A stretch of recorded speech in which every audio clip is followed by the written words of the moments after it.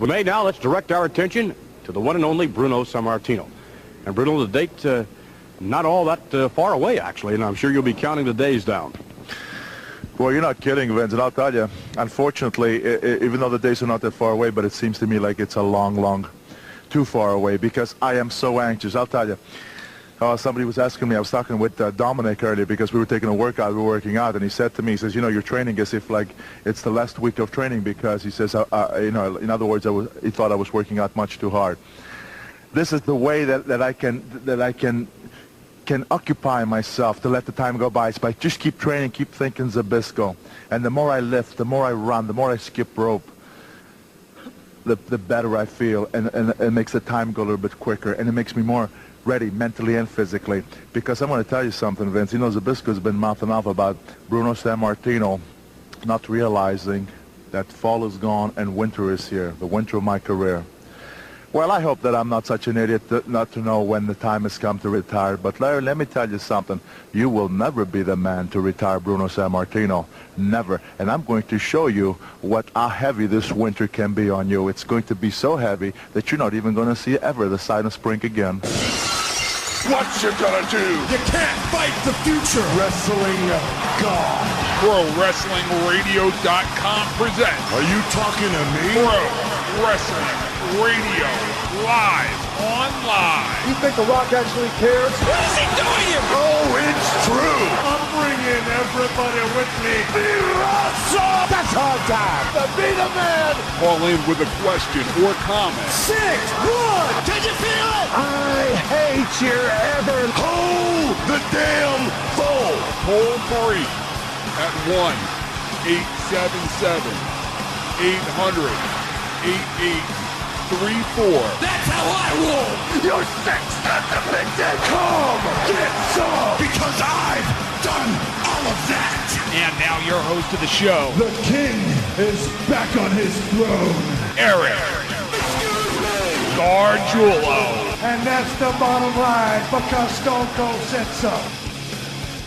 Good evening and welcome to a very special edition of Pro Wrestling Radio. My name is Eric Gargiulo, and I'm not going to waste any time because in the last 10.5 years that I've had the privilege of doing Pro Wrestling Radio, there is one guest that people ask me about all of the time, and he is my guest this evening, and I am honored to have him. He is the true living legend of professional wrestling. He is the former world heavyweight champion. He is Bruno Sammartino. Bruno, welcome back to the show. Well, Eric, thank you so very kindly. You know, I always enjoy doing your show, and I thank you for inviting me again this evening. Oh, it's my pleasure. I mean, thinking back over the years, you must have been on my show now about 12, 13 times. I think so. Yes, I do think so. Well, I always ask you, and the fans always want to know, how have you been? How you doing? Well, you know what? For a guy who's getting really up there in age, I can't complain. You know, I had my share, as you know, surgeries and this and that, and I did my own rehab. And today, some people might think that I'm a little crazy, but I still train 6 days a week. I do 3 days with the iron, lifting weights, and 3 days I do 6 miles of road work. So wow. I try to stay as fit as I possibly can at this stage of my life. Yeah, how are your knees with all that running over the years? You know what? It's amazing. You know, the surgeries that I had my biggest problems was the back and the hip. And the knees, I had some surgeries, but honestly, it's like I never had any problem with them anymore. They did such a good job that I have no problem whatsoever when I do my road work. So I'm very grateful for that. Oh, wow. What are your weight workouts like these days? My weight workout? Yeah, your weight training?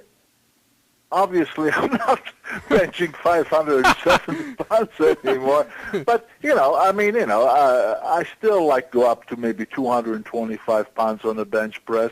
I still use the 90-pound dumbbells on each hand for dumbbell bench presses, and I still use the 50-pound dumbbells for curls, you know. Now, of course, that's light in comparison to, my heyday when I used to use the 100-pound dumbbells for curls or, like I said, over 500 pounds. But, I'm not 270 pounds anymore. I fluctuate between 215 and 220. And keep in mind, in 2 months, I'll be 74 years old. Oh, my so gosh. Obviously, you can't expect to be strong like you were, all those years ago. Oh, no, absolutely. And, I want to ask you, now that you brought it up, during your heyday as champion, when you were traveling all over the world, was it hard in the 60s and 70s to find gyms to work out in on the road?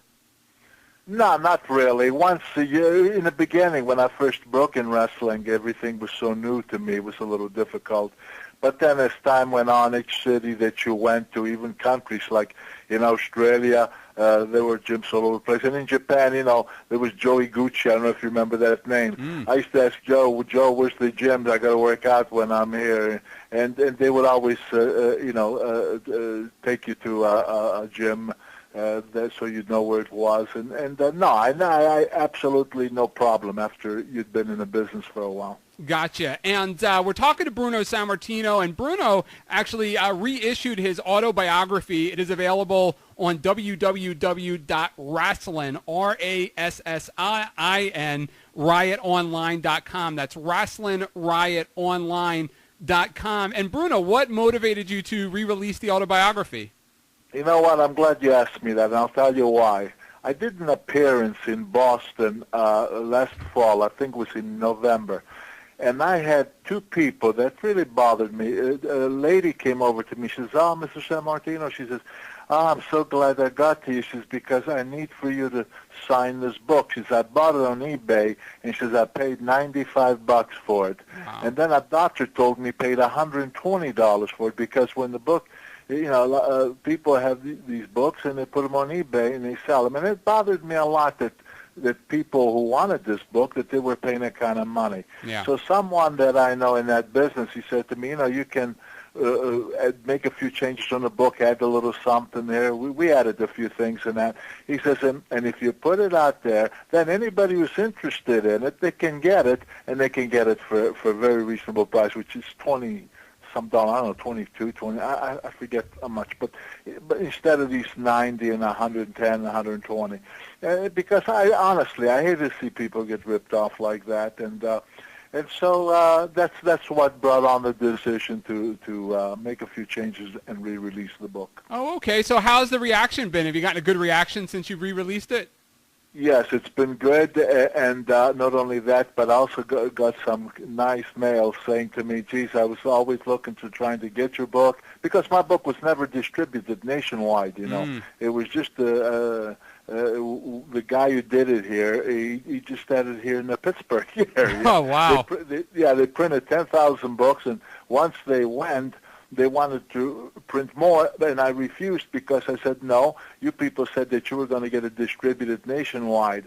I knew nothing about that business, and these people evidently were trying to break into the publishing business, but they weren't really legitimate publishers with the proper connection and know-how to get the book distributed. So those 10,000 books, people bought them all. And I guess a lot of those people decided to put some of these books on eBay and sell them. And then I started hearing these stories about somebody paying it. I told you one doctor 120, yeah. This lady 90, 95. Somebody else would told me 70, 80. And I just thought that's ridiculous. And anyway, that's how we came out with putting it out again. Gotcha. For fans that want to get their hands on the book and read the book, what do you think, or maybe what's the reaction you've been from fans that surprised them the most, something they read in the book that surprised them the most about you? The most pleasant thing that I get is that they tell me that once they start reading the book that they just couldn't put it down, because a lot of them just knew Bruno the wrestler, yeah, and had no idea, a lot of them, that of my humble beginning during World War II when we were occupied by the Nazis and after the fall of Mussolini, and what we went through hiding in the mountains for 14 months and burying a lot of people there, and I got very sick. Nobody thought I was going to survive. I came down with rheumatic fever. I was sick for over 3 years. I held my family from coming to America because I couldn't pass a physical in 1947. I was too sickly, and then finally in 1950, I was able to pass a physical, and my dad was able to bring us over here. And so a lot of people saw me in my heyday in the 60s when I was 275. They thought, "Oh, I must have been a a big kid from the time I was born, and little they knew that when I came to this country, I was 14 years old, and I only weighed about 82 pounds. Wow. And it was just sheer training of both wrestling and weightlifting. I started with the weights first, and when I started getting bigger and stronger and better, then I joined the wrestling team, and then I had a 6-day-week schedule of wrestling on the mat 3 days a week, and pumping iron the other 3 days a week, and then as I got healthier and my appetite grew, and I was getting stronger, and I was getting bigger, and I was eating more. And finally, when I broke in wrestling, I was 275. Wow. When you traveled, when you were in the WWWF, especially in the 70s, and you were doing all that traveling, did you have a favorite particular workout partner or wrestler that you really like to work out with when you were on the road? Yeah, the one guy. I don't know if you remember Tony Marino. Okay. Tony was a good lifter. And I worked out with him a good bit. But, in this business, people move on, Right. different territories and that. So I basically, most of the times I trained by myself, like Dominic DeNucci. When I'd be with him, I would work out with Dominic and a few other people. But I had my own, believe me, I did not need anybody to push me. I didn't need anybody to give me any drive, because I was very, very hard worker in the gym, and I really, in fact, sometimes I prefer training on my own, because sometimes when you trained with others, you tend maybe to talk or to do this and that. And me, when I trained, I wanted to concentrate 100% on everything that I was doing. Wow. And again, we're talking to Bruno Sammartino. His autobiography is available at www.wrestlingriotonline.com. And Bruno, when you actually were when you were weightlifting, before you got into wrestling, how close were you to getting into the Olympics? Actually, I came pretty close, but I was working construction. In fact, I don't know if you've ever been in Pittsburgh, but when you come from the airport and you go through that tunnel, they're called the Fort Pitt Tunnel, you see the city right in front of you. And but the first thing you see is the Hilton Hotel. I was working at the Hilton. We were building the Hilton Hotel in Pittsburgh.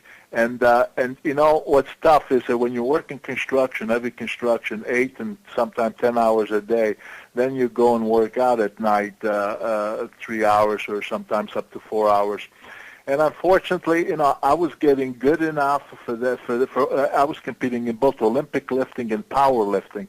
Now, in those days, Olympic lifting, well, the 3 lifts, the press, snatch, and clean and jerk, that was actually Olympic competition.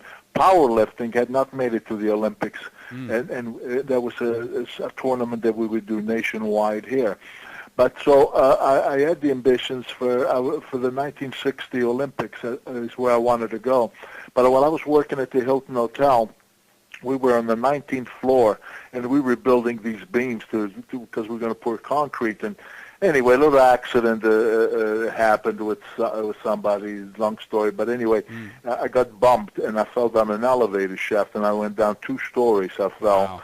And I was very lucky, because the elevator people, they were installing the elevators, they had platforms, because they were putting these things on the walls, and I landed on the plywood. Otherwise, I would have gone 19 stories down. But unfortunately, when I landed at 2 stories down, I broke my collarbone and messed up my shoulder. And anyway, the point is that for over 3 months or 3.5 months, I couldn't do any training at all. And that really messed me up. And then I was thinking maybe 64. But I had to make a living, because I got married in 1959. And when I had the offer, first I had an offer to play football for the Pittsburgh Steelers. And then came the offer for wrestling. Wrestling offered more money, because Mr. Hart Rooney, when they wanted to take me to camp, in those days, a lot of people find this hard to believe, but back in 1958, 59, if you were a lineman, you could make maybe $7,000. Oh, wow. Oh, yeah, and those guys, they all had jobs off-season, you know, but they were all college guys, you know. Then when the wrestling opportunity came, they told me that I could make about $30,000 the first year. Keep in mind, that doesn't sound like anything today, but we're going back to 1958 or 59. Yeah. And so, you know, 30,000 over 7,000, you know, to me was a world of difference if I wanted to help out my family, not just my marriage wife, but my parents, you know, were getting up there in age. So that really made my decision to go into wrestling. Wow. Was when you tried out, did you actually you actually went through with the tryout for the Steelers or no? No, because when I spoke to Mr. Hart Rooney and they wanted to take me to camp that summer, I asked him right out. I says, Mr. Rooney, I said, if I make the team as a lineman, I said, what can I make? And like I said, when he told me I could make maybe up to $7,000 a year. Well, I mean, it's not laughable because in those days, at that particular year, like a school teacher, for example, was making maybe $5,000 a year. Oh, wow. So it's not like in the 50s that would be like such today. Today, such like, you know, what are you going to do with that? Yeah. No, it was a living. But like I said, the athletes in those days, baseball, football, they all had jobs off season. And my job would have been to go to construction. And I thought, man, I said, you know, playing ball, then you have to go back to that kind of work, which was dangerous work, you know, in those days working on tall buildings. So when Mr. Rudy Miller saw me on a Bob Prince show, and because I just won a big weightlifting tournament, and he found out as he was watching TV, he was in Pittsburgh because of studio wrestling they were having here. And so he came from Washington, and he'd come in on Friday because Saturday was the live television show here, wrestling. And that Friday he happened to be flicking, I guess, a different station on TV, and he saw me, on a guy named Bob Prince, who was the voice of the Pittsburgh Pirates. And here we were talking about this contest that I just won. And then he was asking me, Bruno, you still go up to the Pitt Field House, that's University of Pittsburgh, to wrestle? And I said, yeah. And when Rudy Miller heard that, he went to the studio the next day and he inquired, does anybody know this a kid named Bruno Sammartino? And just happened to be there. One of the guys went to school with me, a guy by the name of John Cartsonis. He said, yeah. He says, Bruno's a friend of mine. We live in the same street in the Oakland area of the city. That was the name of where we lived. And he says, could you ask him if he would come here next Saturday? I'd like to talk to him. Well, John Cartsonis contacted me. Following Saturday, I went there. When Rudy saw me, he seemed impressed. You know, my size and how I looked physically, you know, at 275 pounds, I think, you know, I looked pretty good because I was training so darn hard.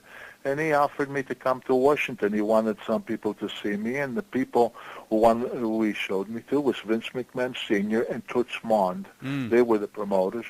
And they asked me if I'd be interested, and I asked the same thing I asked him for football. I said, well, what can I make? And they said, well, the first year we can guarantee you that you'll do around 30,000. Well, like I say, in those days, that was a pretty good, money. Sure. And so I thought, hey, that sounds great. So I said, yeah, I'll give it a shot. And next thing I know, I came home. I told my wife. I told my boss at the Hilton where I was working at the time that I wanted to try this out. And then I came to Washington and I trained for 2 months. And then I started getting the preliminary matches here and there, and that's how it all began. Wow. And again, we're talking to the legendary Bruno Sammartino. And Bruno, we always talk about this, and I have to ask you, when I do radio shows and I'm interviewed and people know that you come on the show often, they ask me, do you think Bruno's going to go into the WWE Hall of Fame? And I say, absolutely not. I said, he tells me that every time he comes on the air. So I have to ask you, any progress with the WWE Hall of Fame? No, there's no contact at all between me and them. They don't ask anymore, and I'm not in touch with anybody in that organization at all. The funny thing is, I get some mail. I get mail all the time. I guess nowadays, I'm not when it comes to computers and stuff, Eric. You're talking to the biggest dummy. I know because I never fooled with that. I don't know. I don't know how to use them or anything, but. Today, I get a lot of mail that comes here, every day I get mail, and then through computers or internet or whatever, they all get your address. It's like everybody has your address, and so people write me. Now, this is true. I would say that maybe 2 out of 20 of letters and whatever I get, they tell me stuff like, Bruno, you're being stubborn. You're not being fair to the fans who supported you. They said, you should go into the Hall of Fame regardless of your feelings with McMahon and this and that. And they said, because you owe it to the fans to go to the Hall of Fame. And I think by not going, you're being disrespectful to the fans. But then I get the majority of those, and I kid you not, like I say, out of 20, maybe I get 2 what I just said. But the others say, hey, Bruno, we respect you for standing by what you believe, and we're behind you, and so forth. Very, very supportive. The people that feel that I'm doing an injustice to the fans, in a way I feel bad that they think that way, but if they only thought about it, in all honesty, what is the WWE Hall of Fame? Is there a building that they can go and take their kid or whatever to the Hall of Fame to show them this and that? You know what I'm saying? Yeah. All it is that when they have the WrestleMania, they have the Hall of Fame the day before, and then they make DVDs, and McMahon, which is, I'm not knocking him for this, it's business, and he sells those DVDs all over the world, and they make a lot of money from it. But that's what, and how do you get picked for the Hall of Fame? Well, they decide. They say, well, let's see, who do we want this year? Let's pick so-and-so and so-and-so. Look at some of the people in it. Refrigerator Perry? Yeah, they have a limo. They have a limo driver in there. Yeah, I know. Dudley was a very nice fellow. I knew Dudley. He was more or less a gopher for Vince McMahon Sr. in Washington. A nice guy.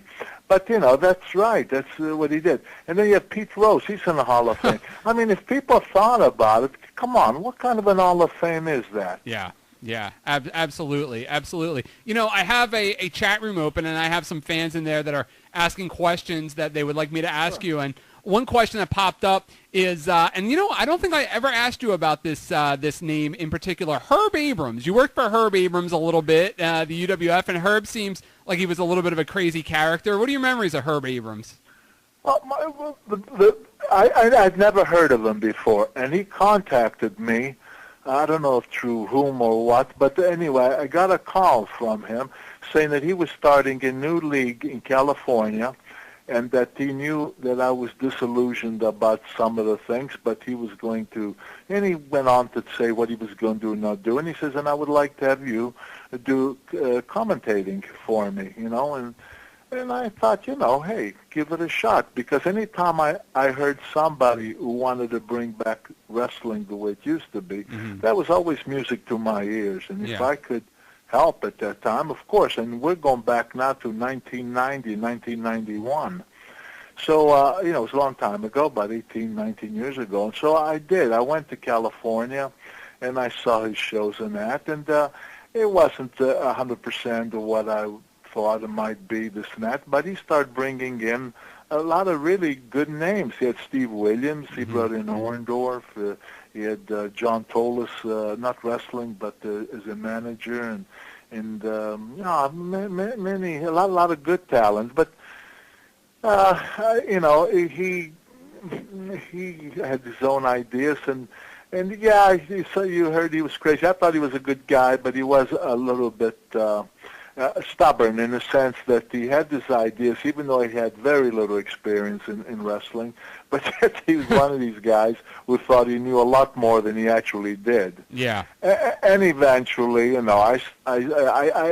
he was always good with me. I could never say anything bad or negative about him, but I just saw that things were not going to be what I had hoped they were going to be, and eventually I just, about part of the company, but in a very friendly way. Sure. Something else I wanted to ask you. When you traveled around a lot, obviously outside of the WWWF area, did you ever play a heel anywhere that you went? You mean here in the States? Either here in the States or Europe or Canada, Japan. Oh, well, in Japan, you were always the bad guy as far as the Japanese were concerned because you always wrestled the most popular Japanese guys. Right. You know, when you wrestle like Shohei Baba, whom I always wrestled. Every time I went to Japan, traveling all over Japan, he was the guy that I always would wrestle. And naturally, he was such a big hero in Japan that whether it be me or no matter who, you're going to be the bad guy, you know. That's all there was to it.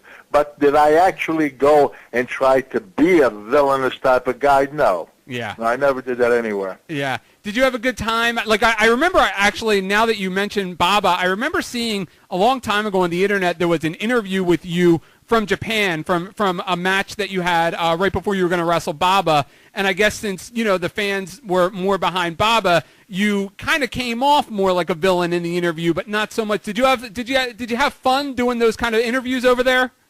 Well, the fact that, you know, it was Japan, it was Baba's the big deal and all that kind of stuff, which he was. Hey, we were going to wrestle in a stadium, and so naturally I had to do my part to try to fill that place. So I think you're referring to the time when they were interviewing me and about Baba this and that, and I said, sorry to say, but when I wrestled Baba, there's going to be a lot of tears from the Japanese audiences because I'm really going to do them, and something to that effect. I can't remember word by word by what I said. Yeah, but I did kind of a strong villainous type interview because we were going to be in a pretty good-sized stadium, and you know, sometimes that sells tickets. Wow. You know, I actually sat down and did an interview with Ivan Koloff a few months back, and Ivan was talking about after, you know, he beat you for the title, and he had such a short title reign, and then Pedro Morales came and took the title within a couple of months.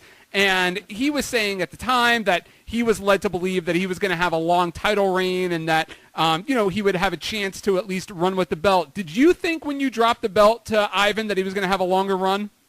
Yeah, absolutely. I didn't think he would have years. Yeah. But I thought maybe a year or close to it. I never expected, you know, to be just a couple of weeks, whatever it was. No, that was, I don't know if anybody expected that. I sure did not. Yeah. And I saw an interview that George the Animal Steele did a couple of years back, and he said that you were pretty instrumental for giving him a big breakdown in Pittsburgh. Who's this now? George Steele? Oh, well, I wrestled in Detroit. Mm-hmm. I was wrestling the Sheik in Detroit, and I seen this guy. He had a mask on, and he wrestled, I think, as the student, if I'm not mistaken. And I saw he was a big guy, over 300 pounds.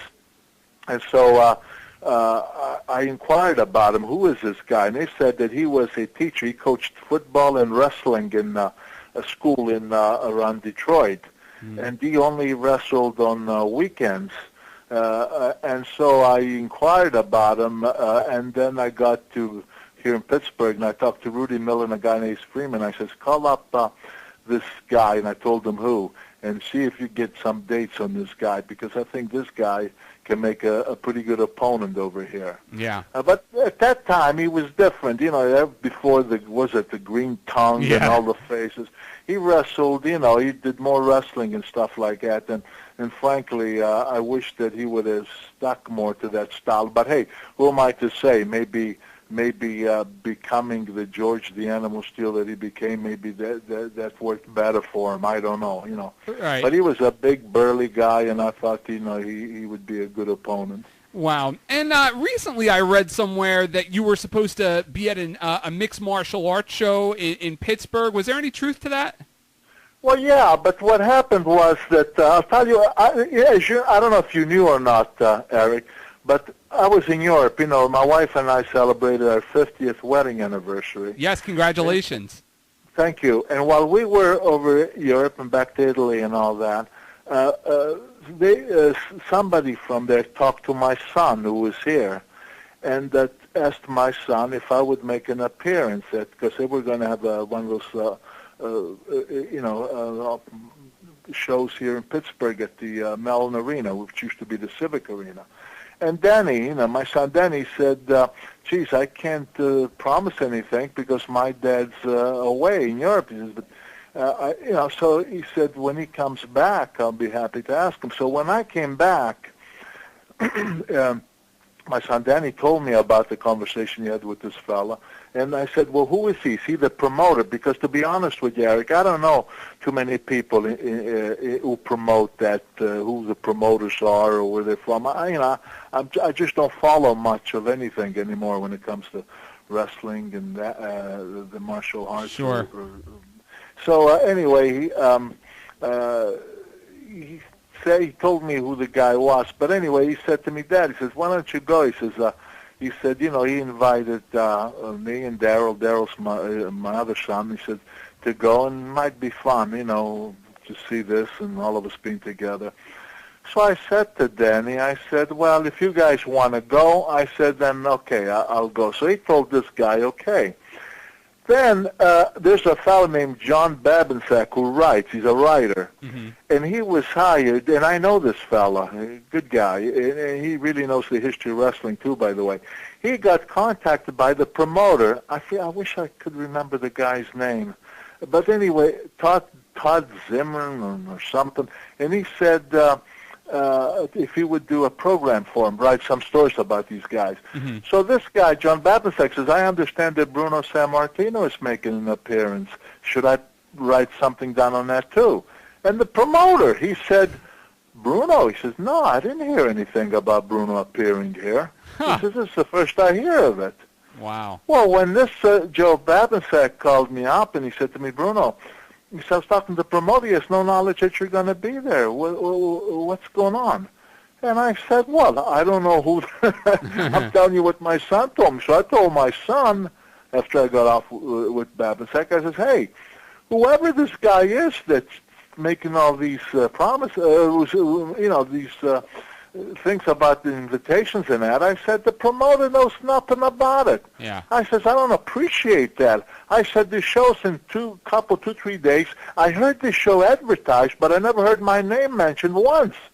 So I said, this is crazy. So anyway, I told Danny, I says, you get a hold of this guy, whoever he is, and you tell him to forget about it, that I will not go there. I said, they're announcing a special guest, this Kurt Angle, I think, and the guy from the Steelers, a kicker named Jeff Reed. I says, my name is not mentioned once. So I says, no, I'm not going to go. So anyway, I pulled out. And that's why I pulled out, though, because, hey, if the promoter doesn't know you're supposed to be there, come on, what kind of a deal is that? Yeah, absolutely. Have you watched any of the mixed martial arts or anything on TV or anything like that?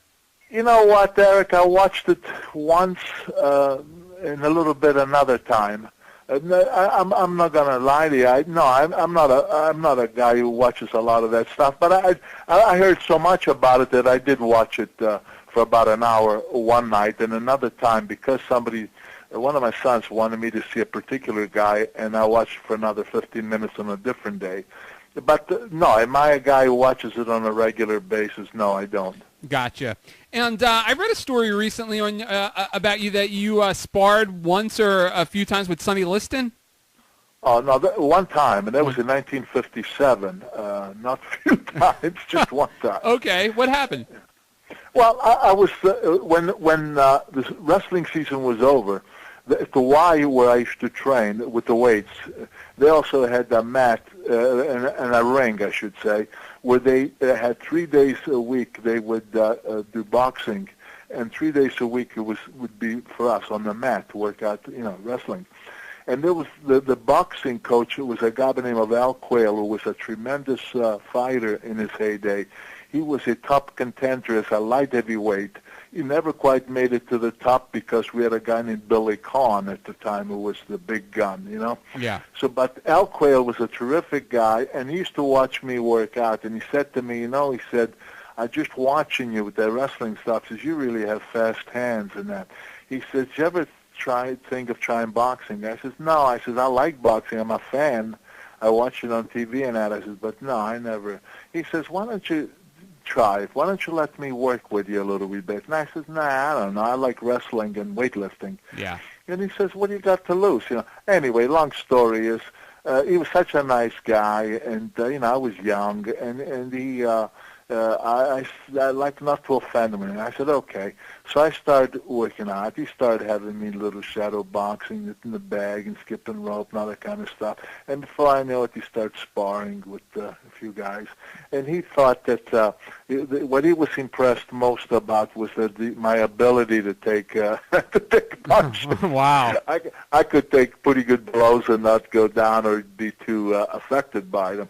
And that impressed him. And he said to me, he said, he says, anybody who could take shots like I've seen you take here and not to even flinch, he said that if you could be taught the proper, skills, he said, you could really do something. So he said, I have a connection in New York. He says, you got nothing to lose. He says, I want them to look you over, see what they think. Anyway, long story, we go to New York. Mm-hmm. They flew me to New York, and Sonny Liston, whom I didn't know anything about him at the time, absolutely nothing. He had been in jail, and he was out of jail, and he was in Stillman's gym working out, and there was a priest with him that I don't know the whole story, but he was kind of there to keep him straight, and because evidently he had been in trouble in his young days. I don't know the whole story, but anyway. So I knew nothing about him. So anyway, they put me in a ring with him to spar. And to be perfectly honest with you, Eric, I was throwing punches wild and stuff, but obviously he was more skilled because evidently he had some he had been training for some times with boxing and that, even before he went to jail.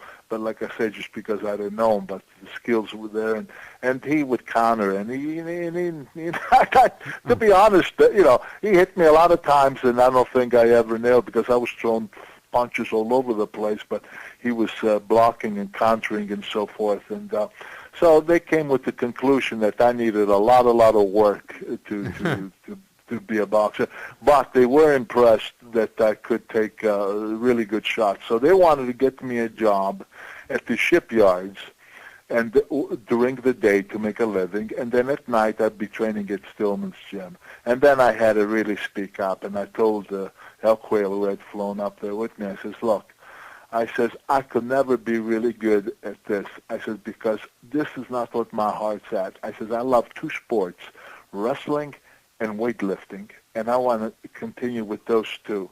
I will not give up weights, because one thing that I was told at the time, you had to give up weightlifting altogether if you were going to train for boxing. And I said, no, I will not do that. I love the competition because I compete in both Olympic lifting and powerlifting. Yeah. And that did not interfere with wrestling, as for that kind of training.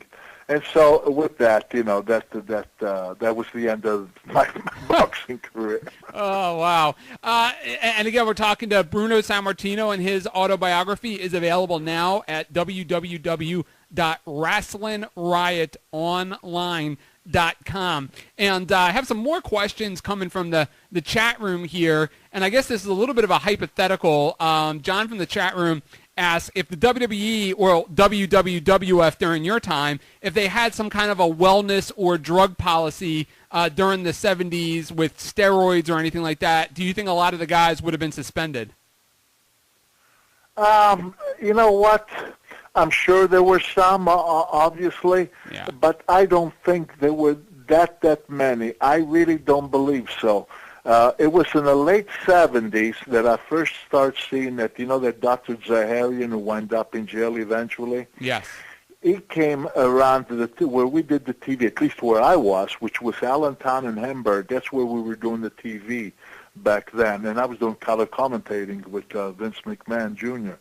And over there, I would see maybe 7, 8 guys go to him and whatever they were getting. And at the time, we all felt that that's what it was, that it was the steroids that he was supplying with these guys. But again, didn't seem like there were a whole lot of guys then. Yeah. What I saw as a lot of guys was that when I retired in 1980-81, when I came back at the latter part in September, I guess, of 1984, that's when I saw, when Junior had taken over the whole thing, that's when I saw, it was ridiculous. It looked like look like everybody. You Yeah. know, in fact, I said, somebody asked me, how many guys do you think are on steroids? I said, it's got to be 95%.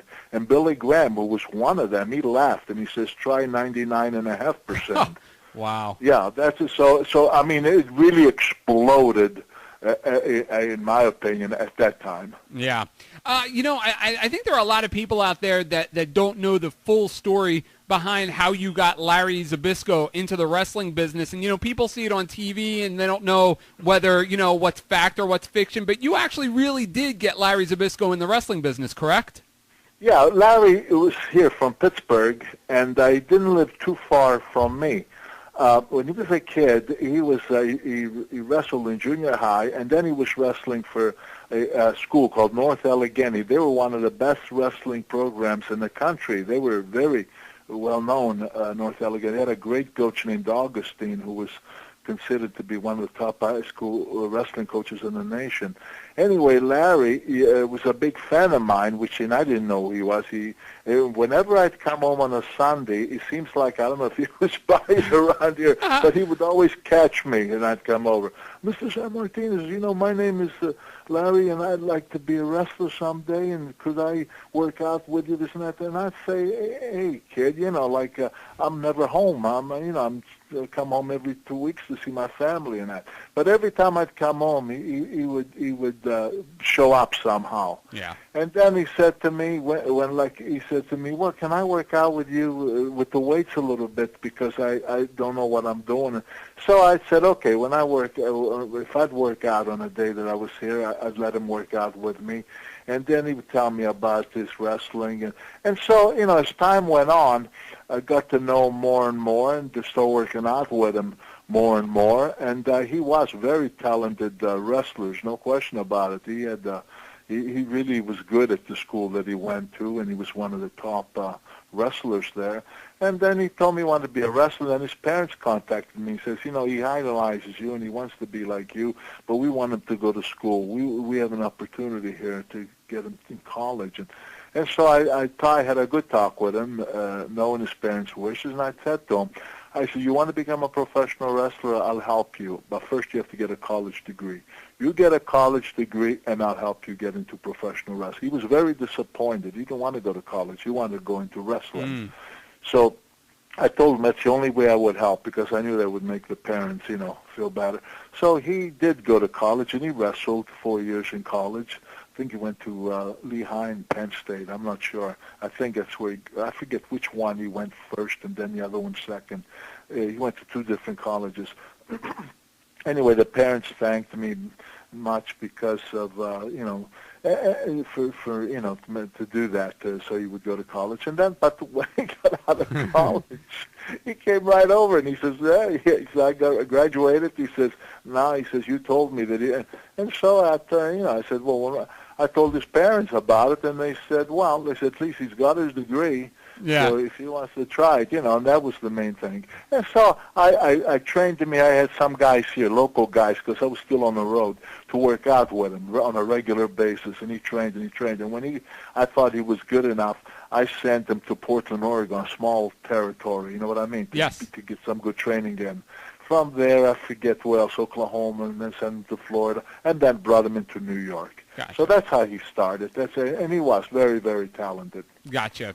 Now, Bruno, as somebody like yourself that, you know, you tried walking away from the business, you know, many times, and you've talked about being brought back in, not you know, against your own will, you know, during the Vince McMahon Jr. period. Does it surprise you when you see a guy like Ric Flair, who's 60 years old, and he just won't walk away? Yeah, well, you know, everybody's an individual, and I don't know what's Ric Flair's mind. You know, I don't know. Can I say something about Ric Flair, Sure. if I may? Sure. Somebody said to me, somebody heard me say something negative about him and said, how come? You know what, Ric Flair, I never said anything negative about Ric Flair for years. But in the last couple of years, yeah, I have been negative on Ric Flair, and I will tell you why. I ignored the different things that he said about me. For example, he said that Sammartino, the only place he means anything is in New York. And what's the big deal? 9 million people, I think he said, there. He says, I could sell out Madison Square Garden when I'm 55 years old. Now, this is about 25 years ago. He made these kind of remarks. Yeah. I let it go. I just didn't respond to that. Then later, he said again, he says that I didn't mean anything anywhere, just in New York. And again, I let it go. But then he wrote in his book saying some derogatory things from what I understand, not that I ever read his book. And then I caught him some here in Pittsburgh where I guess he thought I read the book, which I did not. And when I had that famous meeting, you remember, know about with McMahon. Yep. I saw him in the corner of my eyes, and I actually started walking toward him to say hi. And when he saw me, he turned around and he took off. Later, he said on a radio thing or somebody that he tried to come and shake my hand, and I turned my back to him. And that was that was almost the straw, as the old saying goes. And then I resented, and then I did, hit me once, hit me twice, but then I'm going to hit back. And anybody who knows me knows that I won't take too much of that. So then I did. I said to him, who is this? Here's a guy who talked about that population in New York. Well, what happened when they brought him in? Where they were going to set the world on fire with him and Hogan? Do you remember that? Absolutely. They bombed. What's his name was one of the matchmakers. Then the program directors was J.J. Dillon. I don't know if you read his book, but he himself told me how they had to change the whole program because they were shocked, so disappointed. They went to Madison Square Garden. They drew 9,000 people. That's a disaster. Wow. And they had to cut the program. They were going to have them like 3 shows, and they had one show. I'm not sure if they ever had a second. I don't know. But Boston, everywhere they went, so they killed the program because they were drawn so poorly. Yeah. So here's the point. I knew Ric Flair when he was working out of the Carolinas. I would never say, well, Rick draws in Charlotte, but he doesn't draw anyplace else. How the heck did he know my career, my schedule every night when I'm wrestling all over, what I was doing for him to make a stupid remark like that? And I thought, who is this guy to be critical of anybody? Here's a guy who 25 years ago was kept out of jail by Jim Crockett Sr. because he hadn't paid taxes in years, and they were going to put him away. Yep. Crockett worked out a deal with the government to pay him off. This is the same guy who recently did the same thing, and McMahon had to work out the same deal with the guy. This is a guy who had a lawsuit for exposing himself on plane with the airline stewards. I'm sure you heard of that. Of course, absolutely. I'm saying to myself, who is this guy to go picking on people, criticizing people? What, with his track record? I said, give me a break. Why is he wrestling at 60 or trying to us? Because, in my day, nobody made a lot of money, because, prior to all this explosion that happened in sports. And that goes for baseball, football, wrestling, hockey. They're all making big bucks today. But back in those days, whether it was football, baseball, nobody made a whole lot of money. I mean, we made a very, very good living, don't get me wrong. Yeah. But he stayed in long enough to where the time where the big money came in, with the Ted Turners, And from what I hear, and I don't know his affairs, he has to wrestle because he was one of these guys who did ridiculous, foolish things and squandered his money all the time. I guess he thinks that maybe you don't get old or that kind of money will keep coming forever. Yeah. But it doesn't. So I think at 60 years of age, with the obligations, because he's been married, 3-4 times? Right. He has alimonies. I don't know if he has child support, but when you have these kind of commitments, and I understand, I don't know if he's paid the IRS, but I know that they were taking so much out of his pay to take care of that. So I guess that he needs to keep going in order to keep his head above waters with all the foolish moves that he's done. So the bottom line is, hey, Rick, don't go knocking, criticizing people when you live the kind of life you've lived. Yeah. What do you remember? Because you actually refereed a couple of his matches in WCW. I refereed him about 5 times, and it was just like if you went to a play. That's why I said that Ric Flair, people can say all they want what a great performer he is. There's no question. He was always a hard worker. He took a lot of hard blows. There's no question. I would never take that away from the guy. But what I do take away from him is that the 5 matches that I refereed at that time, it was like watching a play. From beginning to end, all 5 matches were absolutely identical. Did you ever wrestle? Very repetitious. Wow. Did you ever wrestle Antonio Inoki over there? Oh, yeah. In Japan? No, a lot of times. Okay. And I think I read a story recently that there was a match where he tried to get cute with you in the ring a little bit. Yeah, he had been training under Carl Gotch, and I guess he thought he was what they call a hooker or a shooter, whatever. Yeah. And he did. And he took me down. He put me in a very awkward. He put me. He chicken winged me with a front face bar, as we call it. And all of a sudden, I realized he meant business. He really was putting on the juice. I powered my way out of it, and I nailed him pretty good. Like a coward, he went out of the ring, and for the rest of the match, it was Baba was his tag team partner. He wouldn't come in the ring. I only wrestled with Baba for the rest of the night. He would not come back in the ring. He would only go with my tag team partner. And so I lost all respect for the guy. And so Carl Gotch later, and God rest his soul, because I liked Carl, but he said some weird thing. He said that I killed Osaka. That happened in Osaka in a field, in a ballpark. Okay. And my God, I wrestled in Osaka many times after that. Because, see, what happened was Inoki and Baba were tag team, but I didn't know, because who understand, Japanese, Yeah. I didn't understand anything there, what was going on. What was happening was that he was going on his own, and I was friends with the organization of Baba, and I think they thought that if he could double-cross me and make me quit or something like that, that would make the news all over, and then I would not have the same value as an opponent for Baba for future shows. And that's what I believe then happened there. But of course, as you know, they split, and they had their own organizations, and I continued to go with Baba, and it kind of put Vince McMahon in an awkward situation. I'm talking about senior, not junior. Okay. Because he later became a supplier for talent for Inoki. And naturally, I would never have anything to do with Inoki after that, because I had no respect or use for him, whereas Baba was a very honorable man. Baba was a very honorable man.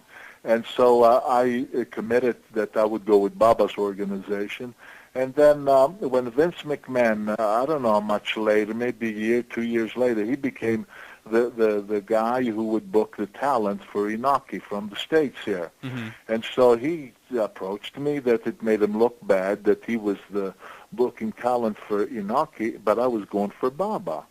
And I reminded him that I had committed to Baba way before he ever committed to Inoki. So I said, I have to keep my word too. He's been a very honorable guy with me. And so it was always a little bit of a friction about that, because he felt it made him look bad as the promoter, and that he more or less couldn't control me, But, Yeah. hey, you commit, and that's the way I looked at it, and that's what happened. Was there a story, I heard you telling some story like this, and correct me if I'm wrong, because I'm probably wrong, that there was a time when you traveled up to Canada, and I might be wrong here, but I think it was Gene Sinitsky, where he was another one that tried to get cute with you in the ring? No, not Gene Kaninsky. It was a guy named Shumway. Oh, okay. A big guy. Shumway was his name, and that happened in Hamilton, Ontario. And again, I guess maybe I had luck on my side. He tried to cross me pretty good in the ring, but he wound up flat on his back and completely out and unconscious. I did a real good number on him. Wow. A guy named Shumway. Okay. Was there a guy, or maybe two, over the years in the 70s or even the 60s, that you had thought would be perfect to be the next champion in the WWWF, whether it was a heel or a baby face that just never got the break that you thought he was going to get? Oh, boy, you know what? Good question, but I don't know if I ever thought about that. I don't know that I can answer that. I thought Mario Milano, had he been around long enough, because Mario was a good-looking guy, about 6 foot. I don't know. Do you remember him? About 6'4", good-looking athlete. I think that was before my time. I don't remember that name. Oh, you don't remember Mario Milano? From Australia. Okay. Yeah, I thought he was pretty, good guy. The reason why I would never pick a villain to be champion, and I will tell you, and I've said this before, a lot of people don't understand it. Buddy Rogers, okay, everybody knows Buddy and I were never friends. We were enemies. But the truth is the truth. Buddy had a great presence in the ring. When you looked at Buddy Rogers, the things that were impressive about him, number one, he was always in good shape. I mean, he didn't look like a steroid freak like you've seen later on. Yeah. But I'm talking about a very good body. You know what I mean? Good athletic body in that ring. He looked very, very well. He had a great presence to him with that blonde hair, but not hanging down to his back, neatly combed. And he always had that sparkling jacket, that Buddy Rogers like. And when he strutted in that ring, there's no question about it. The guy was great. And when he performed, he was a great, great performer in the ring. But here's the problem, why guys like him even don't last long. Because you see, when you have to wrestle in Madison Square Garden or in Philadelphia or in Baltimore or Pittsburgh, whatever, every 3 weeks or every 4 weeks, month after month and year after year, you have to have opponents. It's a lot easier to create a villainous opponent. For example, if I'm the champion, Bruno Sammartino, okay, and I'm looked upon as the good guy. Well, a guy gets on television, whether it be Killer Kowalski, whether it be Koloff, Bobby Duncan, Waldo Von Erich, who just passed away, by the way. If they get on TV and they're taking on some very, mediocre opponent, say, and they go through this guy, smash him up and down, it's like, this is what I'm going to do to Sammartino. It would be really easy for the people to get to hate that guy and to have him wrestle me because with the hope that I'm going to take care of him. You know what I mean? Absolutely. But when you have a villain champion like a Buddy Rogers or anybody that was really good, it's difficult to get a good guy to go in the ring to have a regular match because he can't go out there and be obnoxious by kicking, stomping, beating the heck. You know what I mean? Yeah, absolutely. Therefore, it takes a lot longer to create that guy to be a serious opponent for a Buddy Rogers. And you can't create him quick enough to keep coming up with these opponents for the guy. You understand? And that's why even greats like Buddy Rogers could never last a long time in a particular area. Not as a headliner, he couldn't, and he never did. Wow. And again, we're talking to the great Bruno Sammartino. You can get his autobiography at www.wrestlingRiotonline.com.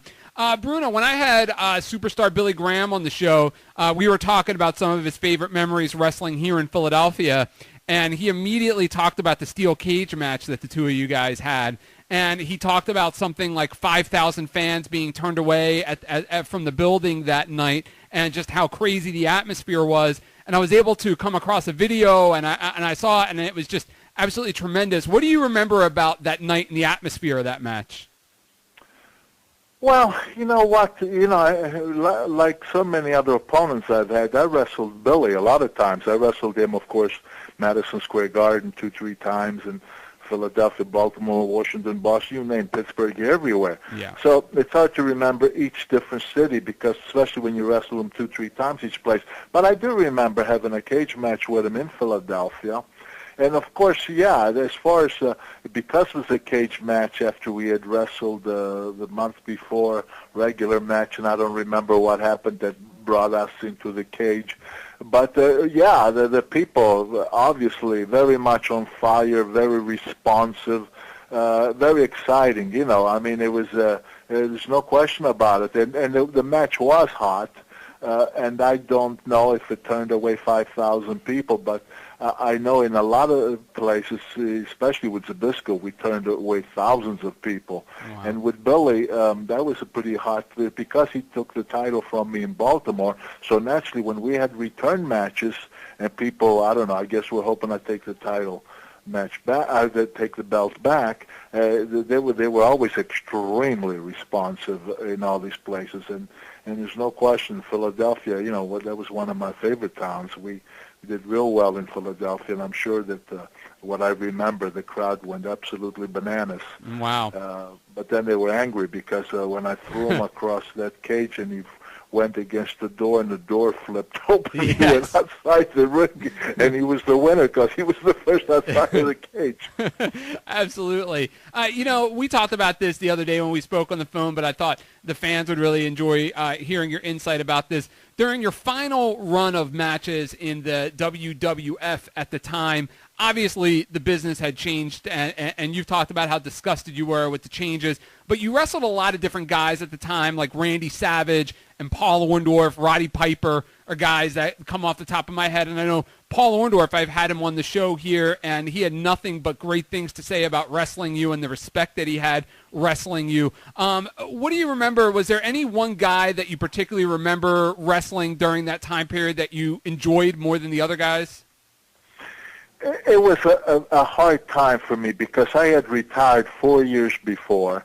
I absolutely wanted no more wrestling because I'm still having a lot of aches and pains, which the surgeries followed after all that I started having the 3 very major back surgeries and hip surgeries and knee surgery.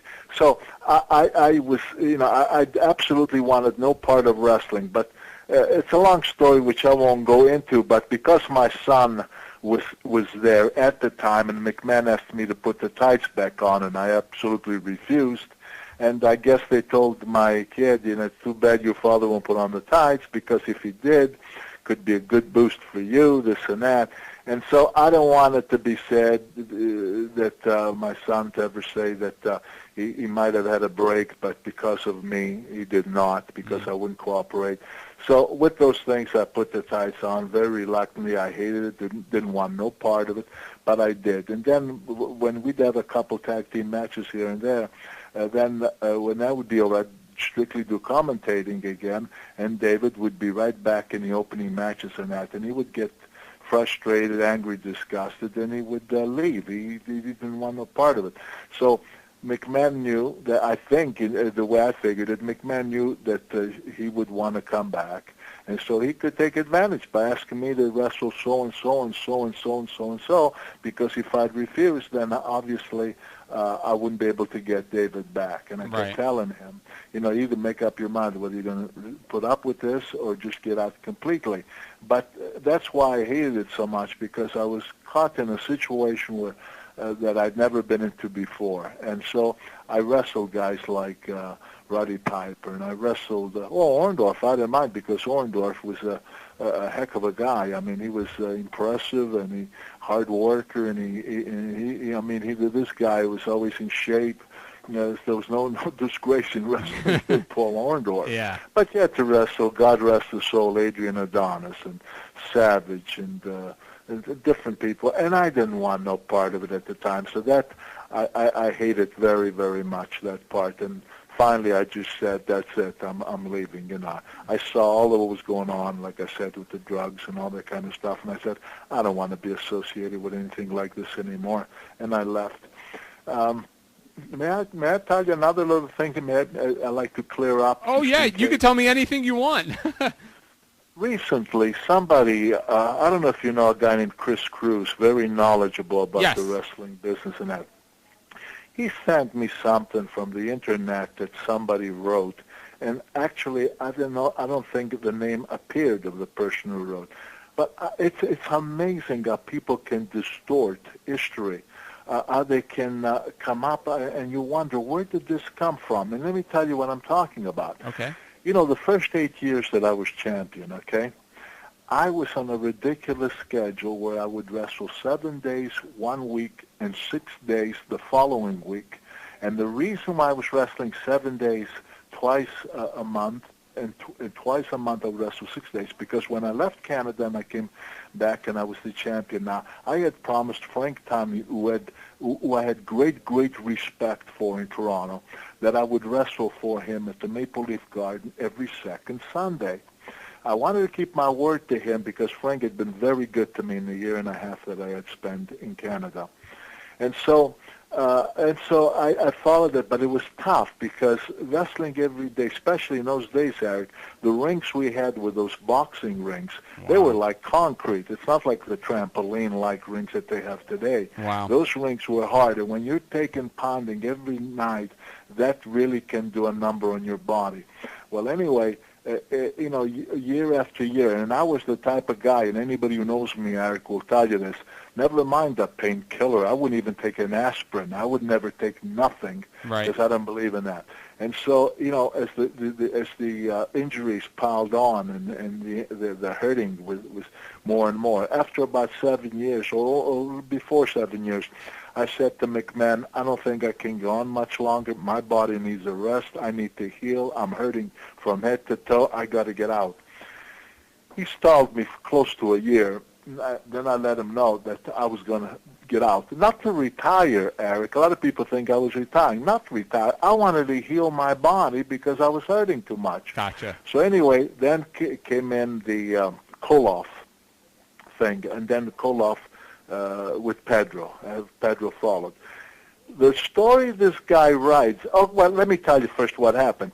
After about 2 years, McMahon, now I loved the business again because what I was doing, after I healed pretty well, I rested up, I really took time.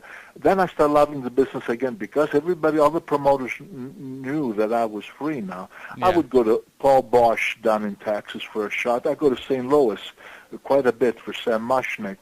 But if I'd wrestle twice a week, I would take off the rest of the week. I might wrestle 2 days this week and be off all week. Next week I might wrestle 3 days and be off 4. Next week I might wrestle 1 day and then I'd take the rest of the week. I'd go to Japan for 2 weeks and I would take 2 weeks off. I loved the business, man. This was great. Then McMahon started calling me. Bruno, he said, and I said, no, Vince, I'll wrestle for you. You want me to make a shot in the Garden or Boston or Philadelphia, anywhere? Be happy to. But that's it. And now they wanted me to go for the title again. And I don't want no part of that because I was doing very well. I was going to California. It's my pace. So finally, he and Junior, the guy that's running it now, they asked me to have a meeting at the airport. We met at the airport, and he said to me, Bruno, please, he says, come back for 1 year. And after the 1 year, he said, you can retire or do whatever. He says, and give us plenty of time to really find somebody who can really take over that spot. Yeah. He said, look, you're wrestling a couple days a week now, 2-3 days a week. He says, that's all you'll do here, too. He says, because we're only going to use you for the major clubs, none of the secondary clubs like you used to do before. Just the major club. You won't wrestle more than 2 or 3 times a week at the most. I thought, well, I'm doing that now anyway, and if that's going to help them to find Mr. Right, great. And so I agreed. Of course, as you know, 1 year went to 2, 2 went to 3, then on the 4th year is when I break my neck. But here's what I'm getting at. In this article on the Internet that somebody wrote, they said that when I won the title, because I wanted out to rest or because of whatever, but I made a deal before I left that no matter who was champion, more or less, that when I was healed and everything else, that I was to be given that title back, which is nothing further from the truth. Heck, I didn't want that. McMahon asked me time and again, and like I said at the airport meeting, he promised me just 2-3 times for 1 year. And so they said that Pedro was the champion, but because of the deal that I'd made with McMahon and wanted the belt back, the title back, that more or less Pedro paid the price, that even though he was doing well, that he was dumped. And my God, that is so bizarre. It's even funny. And I read these things, and I say, where does this come from? I mean, it's just ridiculous. But anyway, I just read recently, I read all that. And I don't know how many people saw that on the Internet, but in case they did, I'm telling you that that's ridiculous, and what I just told you is exactly what happened. Wow, and we're getting the true story here from Bruno Sammartino. Bruno, I was watching some tapes, I don't know, maybe it was a couple of months ago, and it was one of your last matches you did commentary for when you did commentary with Jesse the Body and Vince. And yes. I remember watching the tape and thinking to myself, you really didn't talk much at the time. Were you just so fed up with everything that you just wanted to get the heck out of there when you were done? You hit the nail right on the head. I just couldn't get my mind into it. I hated being there. I hated the whole thing. Just was. If you remember me, if you go back far enough, when I used to do the commentating back in '78, '79, McMahon, you see that I was a different commentator, yes, color commentator than I was at the time you're talking about. Because with everything that was going on in that, my heart just was not in it at all, and I just didn't want to be there. I just didn't want to be there. Okay. And, being from Pittsburgh, I have to ask you about Kurt Angle, Pittsburgh native, one of the more famous wrestlers to come out of Pittsburgh, over the last decade. What are your thoughts on Kurt? Well, in fact, I just did a television show with him. There's a television show here in Pittsburgh called Night Talk. It's a 1-hour television show, comes on 8 o'clock from 8 till 9, and they asked me if I would do that show. They were going to have Kurt. I don't see Kurt very, very much at all. Once in a blue moon, when we see each other, like we did in that show, he's very respectful, and I certainly respect everything that he has done in that. Are we great friends? No. He's younger, a lot younger. In fact, he tells a story, which is flattering. He says that when he was about 8 years old, his dad took him to the Civic Arena. I think he said I was wrestling Zbyszko. And he says that that's what inspired him to take up wrestling after he saw me and Zbyszko in the ring. And that's when he wanted to join school in wrestling in school. And he said right on the air that that's what got him going into wrestling, amateur, which then, of course, is coming to professional wrestling. But as far as really know Kurt to spend time with him or anything like that, I really didn't know. I knew his great amateur background and won the Olympics, and then he went into the pros and he did very well, I understand. But that's it. I don't know him personally, like a pal around with him or spend time with him or anything like that. I really, I just know him. I appeared on a show or two with him, but that's about it. Okay. Has TNA Wrestling contacted you over the last couple of years about making any kind of appearances? Was that TNA? Yeah. No, they have never contacted me for anything. No. Oh, okay. Andre the Giant, he's a guy I've had a lot of the guys talk about over the years on the show, and some guys like him, and then there are other guys that hated him. What do you remember about Andre? Well, I always got along real good with Andre. When you say some guys liked him, some guys didn't like him, you're talking about fellow wrestlers. Yes. Yeah.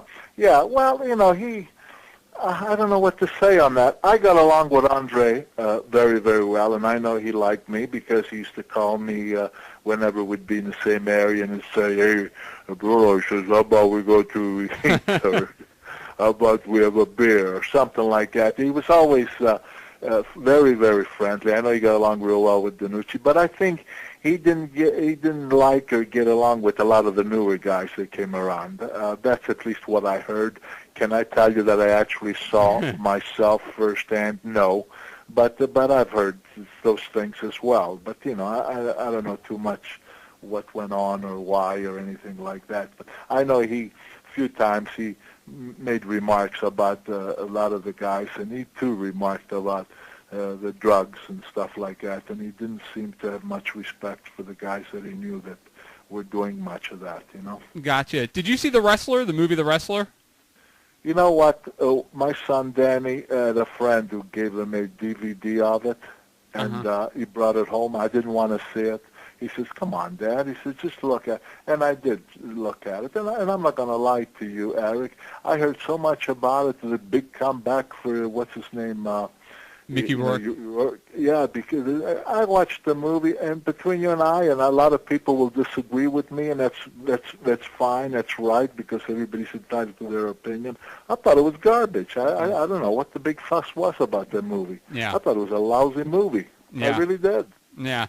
When you run, I guess playing off of the theme for The Wrestler, are you surprised when you run into guys that you wrestled with in your day and they're still, living paycheck to paycheck, still taking wrestling bookings. And you're one of the guys that, people hold up as a model that says, yeah, you can get out of the wrestling business with dignity and have a life after wrestling financially and do so proudly. Does it surprise you sometimes when you see guys, from your era or guys that you've wrestled with still needing to wrestle in the wrestling business? Well, but keep in mind what I said in the beginning, Eric, and that's a fact. That in guys that are of my area, in those days nobody made a lot of money. You really didn't. So a lot of the guys that are doing this to still make a living, it's not because they were necessarily fools who made a lot of money and they threw it away. It's because a lot of them, I don't know what people consider big money, but let me throw some numbers at you. I know, for example, in the 60s, guys were making $25,000, $30,000, $40,000 a year. I was considered one of the big money makers. In fact, they had me, Willie Mays, and Mickey Mantle in Sports Illustrated as among the top money earners. And you know what the top money earners were? I'm going back to 1965, I think it was. Okay. Was between $100,000 and $125,000 a year. Don't misunderstand. In that time, that was good money. It was really good money. But it's not the 5, 10, 15, 20 million that you're hearing about guys making today. And there were very few guys who were making that kind of money. You know what I mean? Sure. Very few. Yeah, I tried to save money because I knew that this could all end. I had that very tough, humble beginning in my life. I know all about poverty and hiding in those mountains and going without food and all that kind of stuff. So I tried my best to always put away some. But keep in mind, unlike Mickey Mantle or Willie Mays that I mentioned, a wrestler had to pay his own expense. Remember that if I made $100,000, let's say, and Mickey and Willie made $100,000, remember that those guys, when their hotel was paid for, their food was paid for, their travel was paid for. Yeah. Bruno Sammartino was considered to be in that same. He had to pay for his own hotel, he had to pay for his own food, and not for all of his travel, but some of his travel. And then you have a family at home that you have to support. So, in my case, I will tell you that I don't have money to burn by any means. But I'm well enough that I try to help my kids out to get an education and that. And my wife and I, we're comfortable. I don't need. I like to make appearances now and then because it's fun. I don't do too many. I might do 7, maybe 8 in a year, if that many even, because you get to see some the fans for one thing. Okay, I've never kidded myself, and I think I told you this before. I have never been a guy who believed that I was a superstar in my day because I was such a great talent or because I was so great or so super. I always felt that thank God, whatever the fans saw in me, they would buy a ticket to come and see me. But they are responsible for you being a so-called star or being a success. Without the fans, you're nothing. You're nobody. They make you or break you because you know what? If I'm made a headliner today, and if I don't draw, if people don't come to see me, I go back to being a preliminary in the wrestling business. That's the way it works. So the fans are the ones that make you. So sometimes I find out in these appearances that you do have an opportunity to show the fans your gratitude for their support through the years and what have you. And I truly respect and love my fans, and I always want them to know, how much I respect and appreciated them. And sometimes it's fun to do these appearances and get to talk to the fans and let them know what you think. And I do enjoy that. Okay. As we wrap up here, at the end of my show every week, I always kind of run down this day in history, and I kind of read off what happened on this day in history in wrestling, and I kind of give my 2 cents if it was something I saw or watched or read about. What I'd like to do today, if it's okay with you, I have a couple of dates here as I look back in the history of Bruno Sammartino on this day in wrestling history. And if I can read off some dates, and if you could throw in some comments, whether you have 1 sentence to say about a particular match or whether you want to expand on it, it's up to you. But if that's all right, I think we can have some fun with that. Sure. All right, excellent. Okay. Well, on this day in Bruno Sammartino history in 1963, Bruno, you were in Perth Amboy, New Jersey, wrestling Brute Bernard. Oh, my God. I don't remember that. Where's that boy? Yeah.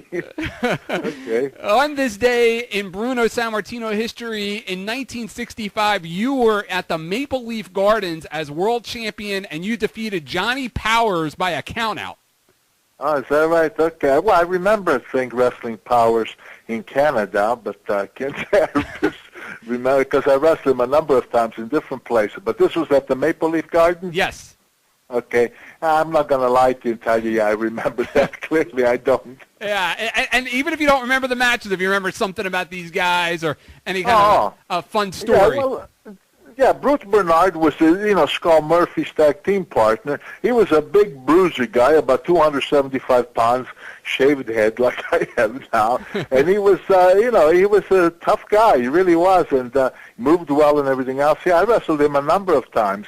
Not quite. Johnny Powers was a hated guy. He had that arrogance about him that people just loved to boo him. He had that bleached blonde at the time when he had some hair, and he had real fancy, almost like a stripper's tights on and what have you. And he just had a way of coming in the ring with everything about him that people just hated him.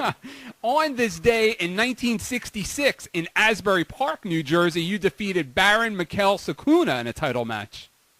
Yeah, well, Baron Cicluna, I heard a lot of people, I guess, who saw him in later years, and they said, well, was he really ever a headliner?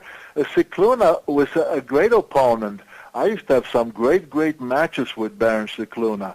Asbury Park, I'm not going to tell you I remember that match. I remember a match in Rehoboth Beach, Delaware with him, where I remember that match because it was a really great match and we broke the ring. But anyway, he was good, very good.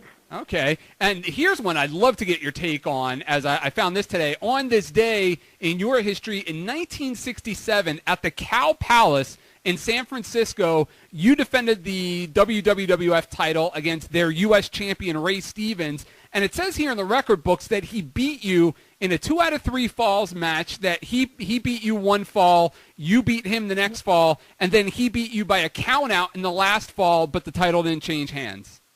Yeah, we were both out on the last fall. We were both outside the ring, and actually I was jumping in the ring before him. He grabbed me by the tights. The count was, I forget what the count was, but when he grabbed me by the tights and yanked me off of that apron where I fell on my back, he jumped in the ring and just beat the count, and that's how that count out came. But no, the title doesn't go on that. But we had just wrestled either the time before that or the time after that, I don't remember which, where we also had a 1-hour-long match. Oh, okay. And we sold that place out, and we had a great match. Ray Stevens was a great performer. Wow. On this day in your history, close to home, in 1968 in Beaver Falls, Pennsylvania, you as world champion defeated Captain Lou Albano and Tony Altamori in a handicap match. Wow. Where was this at? In Beaver Falls, Pennsylvania, near your home, I would imagine. Oh, my goodness. I don't even remember that one. I really don't. Oh, wow. On this day in 1974 at the Capitol Center in Landover, Maryland, you defeated Nikolai Volkov.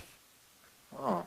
Okay, well, I wrestled Koloff a lot of times in a lot of different arenas, including Madison Square Garden.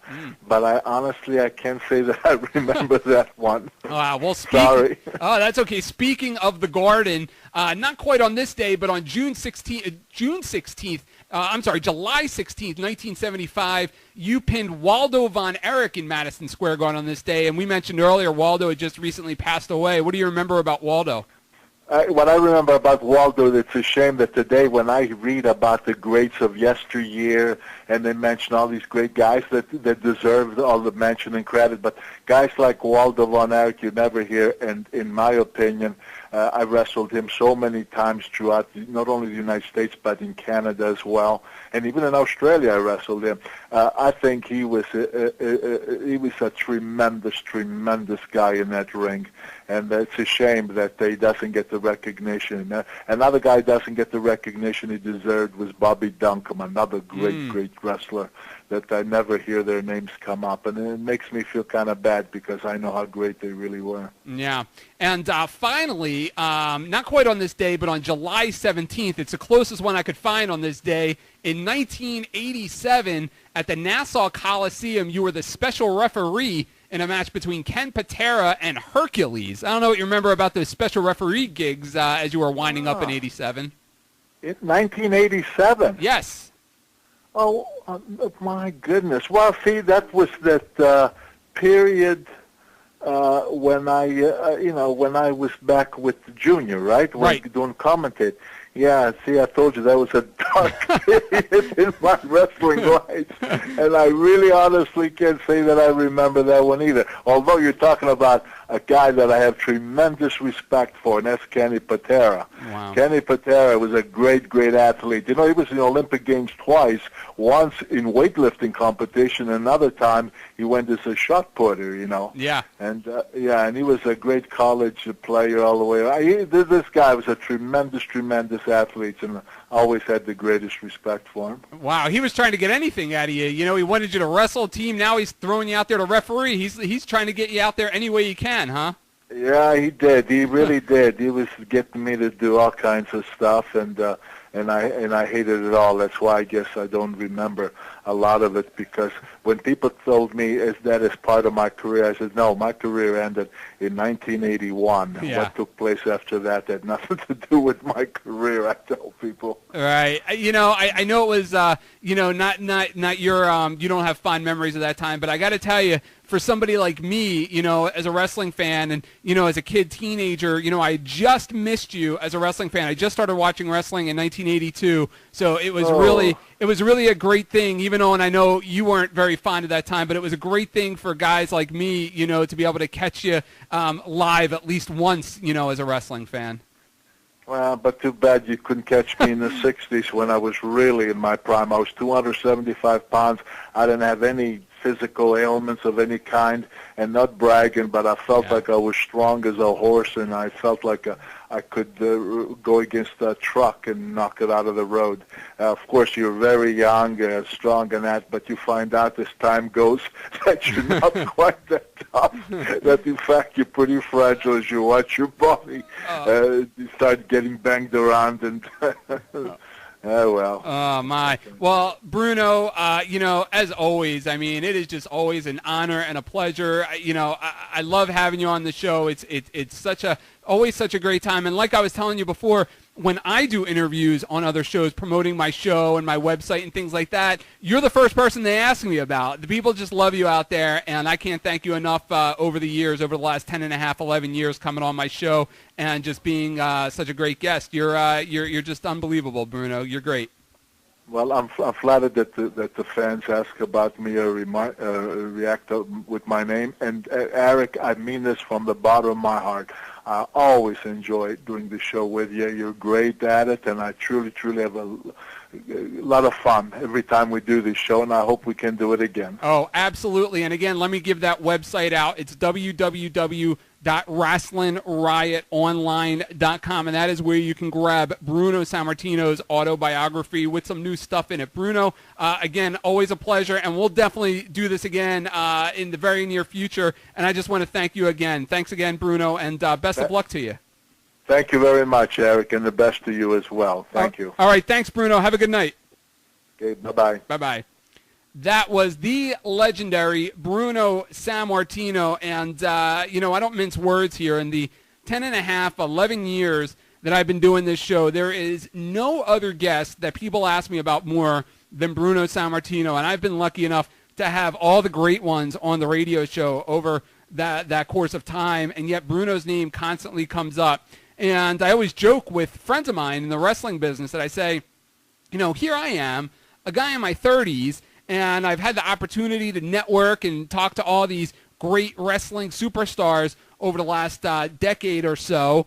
And Bruno Sammartino, out of everybody, a guy, you know, arguably the greatest of all time, in his 70s, is the guy that I've developed a closer friendship with than anybody.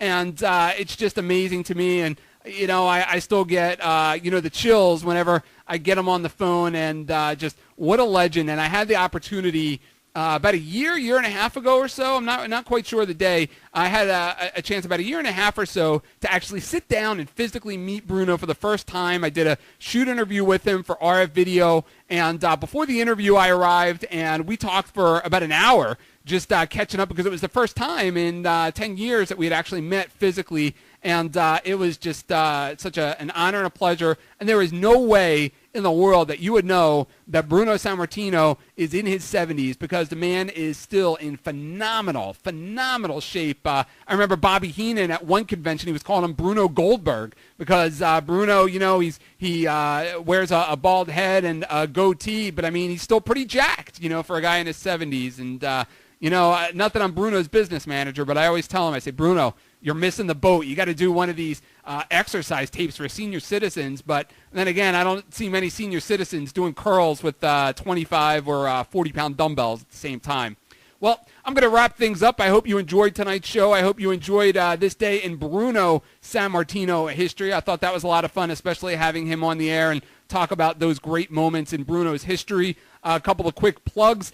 You're listening to the show live on tvbydemand.com. That's tvbydemand.com. The show airs live every Wednesday night at 7 o'clock. We start at 7 and we end, well, whenever we end, that's when we end. But that is live every Wednesday night on tvbydemand.com. And we also have a chat room that we run during the radio show, in which you can come in and ask questions and join in the wrestling chat with some great listeners that have come in over the last couple of months, and that is tvbydemand.com. If you missed any of today's episode with Bruno Sammartino, I will have the entire episode uncut and uncensored on my website, prowrestlingradio.com. That is prowrestlingradio.com. You can either listen to it through the website, or you can download it to your desktop through the website. It will also be available on iTunes.com. Just go in the podcast section and look for Pro Wrestling Radio. My blog is www.camelclutchblog.com. That's www.camelclutchblog.com, and that is where I write about wrestling and MMA and just about anything else about 5 to 7 days a week. Lately, we've been doing 7 days a week, and I have a plethora of writers that contribute all kinds of great stuff. John contributes some phenomenal video gaming columns. Jeff from the Wheelhouse, he's going to have a column looking at the midway baseball season in the next 24 to 48 hours. I have a column up there today, which I'll tell you, I'm getting a lot of response to, and that is a column looking at mixed martial arts, their fans, and the reaction they have had to what has happened with Brock Lesnar following his UFC 100 victory over Frank Mir. And quite honestly, I think they're a bunch of babies, and that's what I call it. And I've been duking it out with those MMA fans all over the internet all day today, and that is over at camelclutchblog.com. And I also, for you wrestling fans out there, I have a 2-part series looking at the greatest wrestling matches that never happened, wrestling dream matches that never had the opportunity to take place between guys from different eras, guys that have passed away. But I take a look at that in 2 parts on camelclutchblog.com. You're also listening to the show on Error FM Radio.com. That is errorfm.com, errorfm radio, that is errorfm.com, and that is Thursday nights on tape delay. Well, that will about do it for me. And next week, I'm not quite sure who we'll have as a guest. I may decide to just take open lines with all of the post-UFC 100 fallout and all the fallout from Seth Green and ZZ Top guest hosting on Raw and all the latest news. We'll see what happens. We'll play it by ear, but you can find out first on Pro Wrestling. In 1959, and I when I had the offer, first I had an offer to play football for the Pittsburgh Steelers, and then came the offer for wrestling. Wrestling offered more money because Mr. Hart Rooney, when they wanted to take me to camp, in those days, a lot of people find this hard to believe, but back in 1958, 59, if you were a lineman, you could make maybe $7,000. Oh, wow. Oh, yeah, and those guys, they all had jobs off season, you know, but they were all college guys, you know. Then when the wrestling opportunity came, they told me that I could make about $30,000 the first year. Keep in mind, that doesn't sound like anything today, but we're going back to 1958 to 59. Yeah. And so, you know, 30,000 over 7,000, you know, to me was a world of difference if I wanted to help out my family, not just my marriage wife, but my parents, you know, were getting up there in age. So that really made my decision to go into wrestling. Wow. Was when you tried out, did you actually went through with the tryout for the Steelers or no? No, because when I spoke to Mr. Hart Rooney and they wanted to take me to camp that summer, I asked him right out. I says, Mr. Rooney, I said, if I make the team as a lineman, I said, what can I make? And like I said, when he told me I could make maybe up to 7,000 a year. Well, I mean, it's not laughable because in those days, at that particular year, like a school teacher, for example, was making maybe 5,000 a year. Oh, wow. So it's not like in the 50s that would be like such today. Today sounds like, you know, what are you going to do with that? Yeah. No, it was a living. But like I said, the athletes in those days, baseball, football, they all had jobs off season. And my job would have been to go to construction. And I thought, man, I said, you know, playing ball, then you have to go back to that kind of work, which was dangerous work, you know, in those days, working on tall buildings. So when Mr. Rudy Miller saw me on the Bob Prince show, and because I just won a big weightlifting tournament, and he found out as he was watching TV, he was in Pittsburgh because of studio wrestling they were having here. And so he came from Washington, and he'd come in on Friday because Saturday was the live television show here, wrestling. And that Friday he happened to be flicking, I guess, a different station on TV, and he saw me, and a guy named Bob Prince, who was the voice of the Pittsburgh Pirates. And here we were talking about this contest that I just won. And then he was asking me, Bruno, you still go up to the Pitt Field House, that's University of Pittsburgh, to wrestle? And I said, yeah. And when Rudy Miller heard that, he went to the studio the next day and he inquired, does anybody know this a kid named Bruno Sammartino? And just happened to be there. One of the guys went to school with me, a guy by the name of John Cartsonis. He said, yeah. He says, Bruno's a friend of mine. We live in the same street in the Oakland area of the city. That was the name of where we lived. And he says, could you ask him if he would come here next Saturday? I'd like to talk to him. Well, John Cartsonis contacted me. Following Saturday, I went there. When Rudy saw me, he seemed impressed. You know, my size and how I looked physically, you know, to 270. And today, some people might think that I'm a little crazy, but I still train 6 days a week. I do 3 days with the iron, lifting weights, and 3 days I do 6 miles of road work. So wow. I try to stay as fit as I possibly can at this stage of my life. Yeah, how are your knees with all that running over the years? You know what? It's amazing. You know, the surgeries that I had my biggest problems was the back and the hip, and the knees. I had some surgeries, but honestly, it's like I never had any problem with them anymore. They did such a good job that I have no problem whatsoever when I do my road work. So I'm very grateful for that. Oh wow! What are your weight workouts like these days? My weight workout? Yeah, your weight training. Obviously, I'm not benching 570 pounds anymore. But, I still like go up to maybe 225 pounds on a bench press.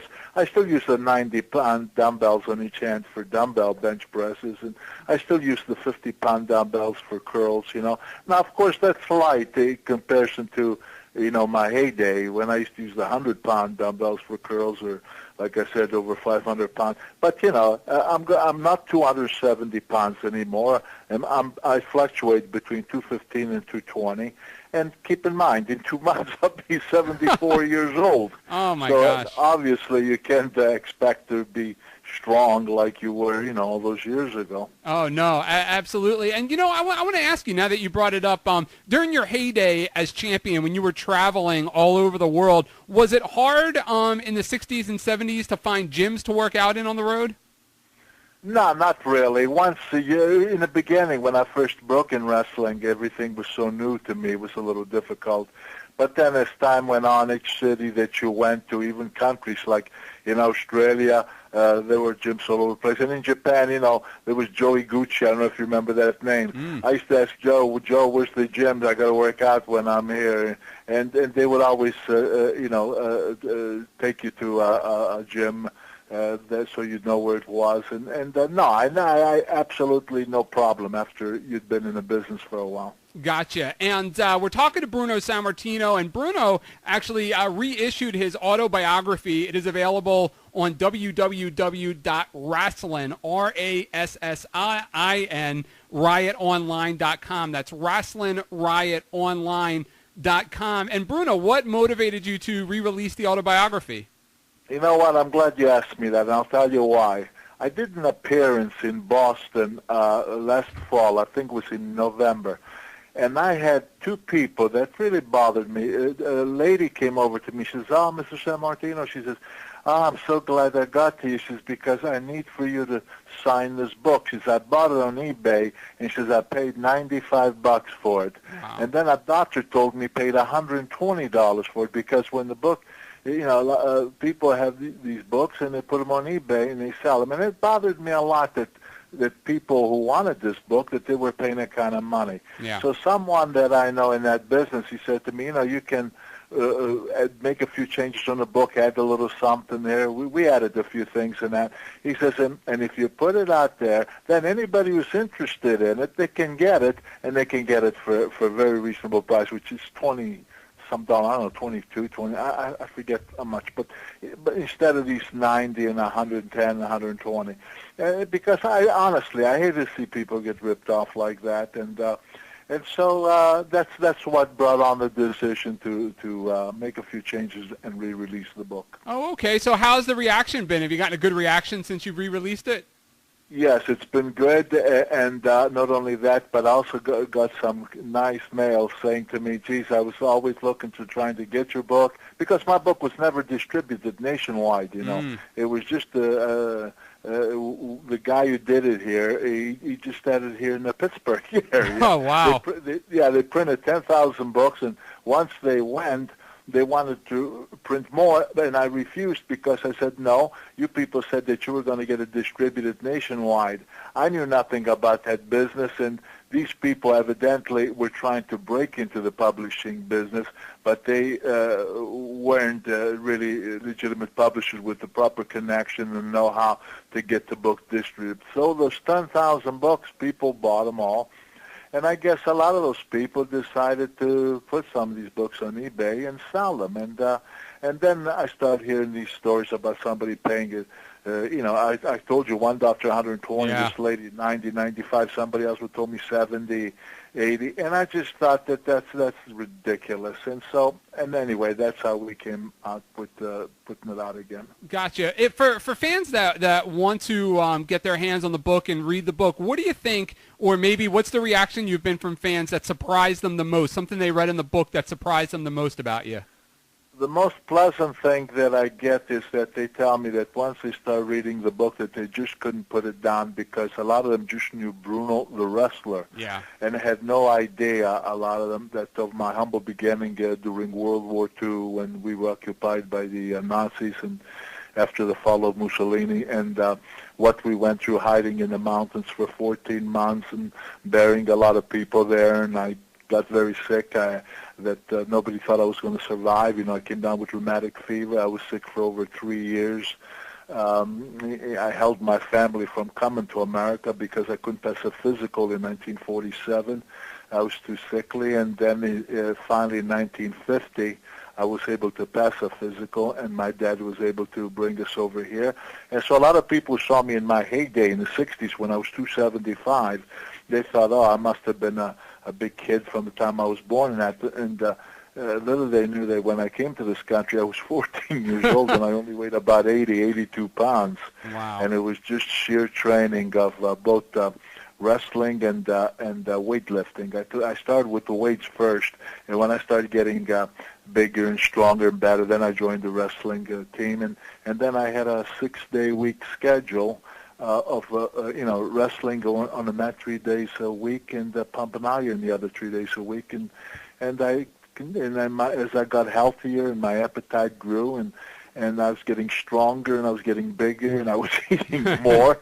And finally, when I broke in wrestling, I was 275. Wow. When you traveled, when you were in the WWWF, especially in the 70s, and you were doing all that traveling, did you have a favorite particular workout partner or wrestler that you really liked to work out with when you were on the road? Yeah, the one guy. I don't know if you remember Tony Marino. Okay. Tony was a good lifter, and I worked out with him a good bit. But in this business, people move on. Right. Different territories and that. So I basically most of the times I trained by myself, like Dominic DeNucci. When I'd be with him, I would work out with Dominic and a few other people. But I had my own. Believe me, I did not need anybody to push me. I didn't need anybody to give me any drive because I was very, very hard worker in the gym, and I really, in fact, sometimes I prefer training on my own because sometimes when you trained with others, you tend maybe to talk or to do this and that. And me, when I trained, I wanted to concentrate 100% on everything that I was doing. Wow. And again, we're talking to Bruno Sammartino. His autobiography is available at www.wrestlingRiotonline.com. And Bruno, when you actually were when you were weightlifting, before you got into wrestling, how close were you to getting into the Olympics? Actually, I came pretty close, but I was working construction. In fact, I don't know if you've ever been in Pittsburgh, but when you come from the airport and you go through that tunnel, they're called the Fort Pitt Tunnel, you see the city right in front of you. And but the first thing you see is the Hilton Hotel. I was working at the Hilton. We were building the Hilton Hotel in Pittsburgh. And what's tough is that when you work in construction, heavy construction, 8 and sometimes 10 hours a day, then you go and work out at night 3 hours or sometimes up to 4 hours. And unfortunately, I was getting good enough for that. I was competing in both Olympic lifting and power lifting. Now, in those days, Olympic lifting, well, the 3 lifts, the press, snatch, and clean and jerk, that was actually Olympic competition. Powerlifting had not made it to the Olympics, and there was a tournament that we would do nationwide here.